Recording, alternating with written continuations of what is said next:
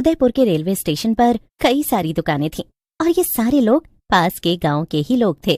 कई सालों से लोग उस रेलवे स्टेशन पर अपनी रोजी रोटी चलाने के लिए दुकान लगाए बैठे थे, लेकिन पिछले कुछ समय से उस रेलवे स्टेशन पर लोगों का आना जाना कम हो गया था। एक रोज उस रेलवे स्टेशन पर एक पति पत्नी उतरते हैं।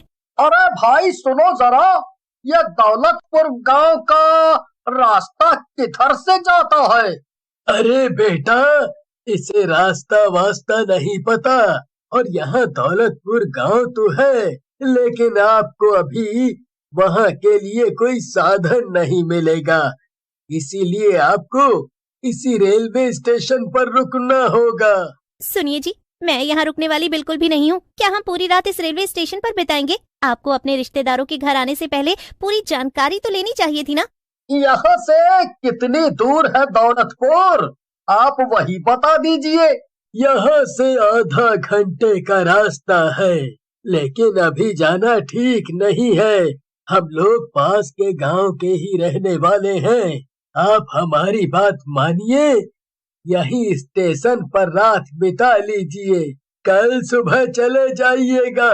सुनिए, हम आगे किसी और से पूछ लेंगे। ये लोग पता नहीं अपने आप में क्या इशारेबाजी कर रहे हैं। औरत को गुस्सा आता है और वो अपना बैग उठाकर दौलतपुर गांव के लिए निकल जाती है। इन शहर के बेवकूफ लोगों को अगर हम कुछ बता भी दें तो ये लोग उस पर विश्वास करेंगे नहीं और हमें ही मूर्ख और गवार कहकर वही काम करेंगे जो इन्हें नहीं करना चाहिए। हाँ, अब तो भगवान ही इन दोनों की रक्षा करे। बिल्कुल ठीक कह रही हो काकी तुम, अब तो भगवान ही दोनों को उससे बचाए। लेकिन अगली सुबह करीब 6 बजे जब ये तीनों घर की तरफ जा रहे होते हैं, तभी उन्हें लोगों की भीड़ दिखती है। जब तीनों वहां पहुंचते हैं तो देखते हैं कि वो औरत और आदमी बीच रास्ते में मरे पड़े हैं। भगवान अब उनकी आत्मा को शांति दे। अगर रात भर स्टेशन पर रुक गए होते तो ये हाल तो ना होता इन लोगों का। देखो जरा, भेलपूरी भी खरीदी थी इन्होंने। धीरे धीरे समय बीत रहा था और महीने में कम से कम 4 से 5 लोगों की मौत दौलतपुर गांव जाने वाले रास्ते में ही हो जाया करती। हर कोई इस राज से अनजान था कि आखिर लोगों को कौन मार रहा है, लेकिन गांव के आसपास के लोग इस बात से वाकिफ थे और वो इस बात का जिक्र भी नहीं करना चाहते थे। एक रोज कुंती अपनी समोसे की दुकान लगाती है और वो बहुत खुश थी। आज मैं 2 घंटे बाद ही ये समोसे बेचकर चली जाऊंगी। वो क्या है ना, मेरा बेटा आने वाला है शहर से और बहू भी, तो मुझे उनके लिए खाना पीना बनाना है।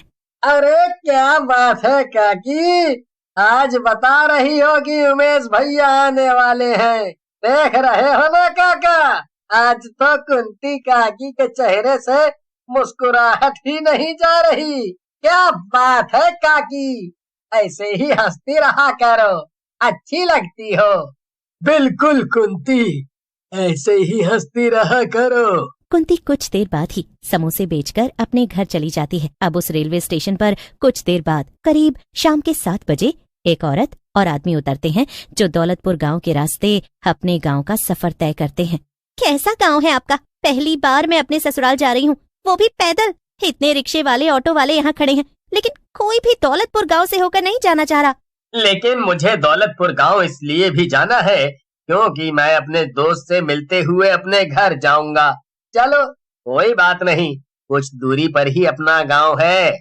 चंदा और उमेश कुंती के बेटे और बहू थे। कुछ दूरी पर चलने के बाद अंधेरा छा चुका होता है। तभी अचानक से उनके सामने एक औरत आ जाती है और दिखने में वो औरत बहुत अजीब लग रही थी। उसके गले में भेलपूरी की टोकरी लटकी हुई थी और वो औरत उमेश और चंदा के सामने आते ही, बाबू बिटिया, भेलपूरी ले लो, बस 10 रुपए की भेलपूरी ले लो, कुछ पैसे हो जाएंगे तो मैं अपने बच्चों के लिए खाना लेकर जाऊंगी, मेरे बच्चे भूखे। मुझे डर लग रहा है, ये जो कह रही है वो कर दो ना और जल्दी आगे चलो। डरो नहीं, गांव के लोग ऐसे ही रहते हैं और भूख तो मुझे भी लगी है। मैं भेलपूरी ले लेता हूँ, 20 रुपए की भेलपूरी दे दो आप।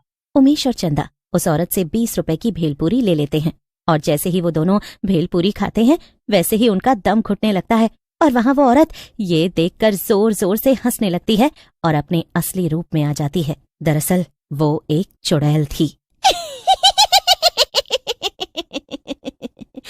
एक एक सबको मार डालूंगी, किसी को नहीं छोड़ूंगी, सबको मार डालूंगी। पानी पानी।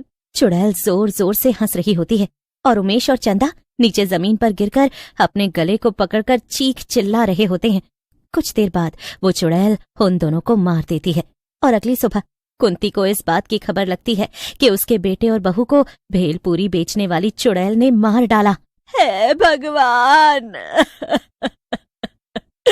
कई सालों बाद मेरा बेटा घर लौट कर आया था और मेरी बहू वो तो पहली बार गांव आई थी। सब कुछ बर्बाद कर दिया उस चुड़ैल ने। मेरे बच्चों ने क्या बिगाड़ा था उसका? गांव वालों को उस भेलपुरी वाली चुड़ैल के बारे में पता था, जो दौलतपुर गांव के रास्ते में रात के वक्त लोगों को भेलपुरी बेचकर मार डालती थी। जो कोई उसकी भेलपुरी खाता वो मारा जाता। ऐसे ही लगभग आगे भी चलता है और उस रास्ते से आने जाने वाले लोगों को वो चुड़ैल अपना शिकार बना रही थी। कुंती अब समोसे बेचने का काम छोड़ चुकी थी। वो बीमार रहने लगी थी और करीब अपने बेटे बहू के मरने के 1 महीने बाद सदमे से कुंती की भी मौत हो जाती है। गांव में कुंती की मौत के बाद लोगों में उस चुड़ैल को लेकर और भी ज्यादा दहशत फैल गई थी। हर कोई उस चुड़ैल के बारे में ही बात कर रहा था। एक रोज चाय बेच रहा कैलाश एक बाबा जी को चाय पिलाता है। बच्चा खुश रहे, भला हो तेरा। इस गांव में लोगों का कभी भला नहीं हुआ है जब से वो दुष्ट चुड़ैल लोगों को सता रही है। किसकी बात कर रहा है तू बच्चा? उस चुड़ैल की जो बेकसूर लोगों की जान ले रही है। मुझे सब ज्ञात है वो ये सब क्यों कर रही है। क्या क्या जानते हैं आप? क्या आप हम गांव वालों की मदद करेंगे? यहाँ हर दूसरे तीसरे दिन कुछ ऐसा हो जाता है जिसकी हमें उम्मीद नहीं होती। मैं तो कुछ नहीं कर सकता, लेकिन मैं तुम्हें जिनका पता दे रहा हूँ वो इसमें तुम्हारी मदद जरूर करेंगे। वो बाबा जी वहाँ से चले जाते हैं और एक तांत्रिक का पता चाय वाले को बता जाते हैं।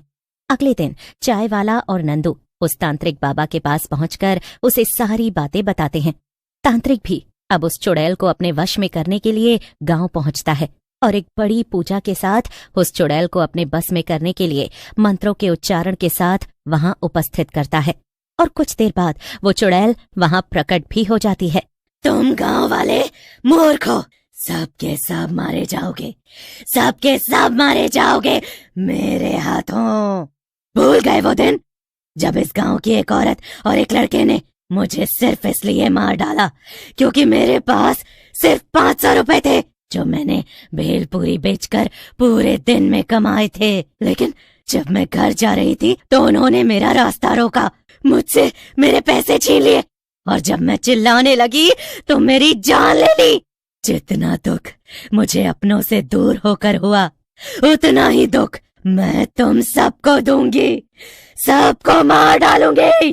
तांत्रिक मंत्र के उच्चारण के साथ उस बुरी शक्ति को अपनी बोतल में भर लेता है और हमेशा हमेशा के लिए उसे दूर ले जाकर बहती नदी में प्रवाहित कर देता है। उस दिन के बाद से गांव में उस चुड़ैल का आतंक तो कम हो जाता है, लेकिन तब तक उस चुड़ैल ने काफी लोगों का घर उजाड़ दिया था।